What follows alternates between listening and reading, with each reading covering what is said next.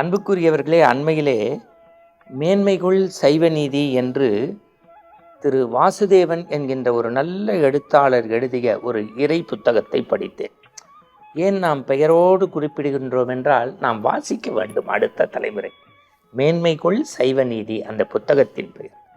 சமயங்களை கடந்து இந்த மண்ணுலகில் மனிதநேயத்தையும் இறை நம்பிக்கையும் ஆனந்த சொற்களையும் வகுத்து தொகுத்த அந்த அற்புதமான நூல். நம்முடைய நோக்கம் என்ன? ஒன்றே குலம் ஒருவனே தேவன். கடவுள் ஒருவன் தான், மூலப்பொருள் ஒன்று. நான் அடிக்கடி சொல்லுவேன், மாவு ஒன்று தான், அதுவே இட்லி தோசை பணியாரம் ஊத்தப்போம் மாற்றி மாற்றி இருக்கும், மாவு ஒன்று தான். கடவுள் ஒருவன், அவனை நம்முடைய மொழியால் நம்முடைய ஜாதி சமய பேதத்தால் பிரித்து வைத்திருக்கிறோம். கடவுள் ஒருவன் தான்.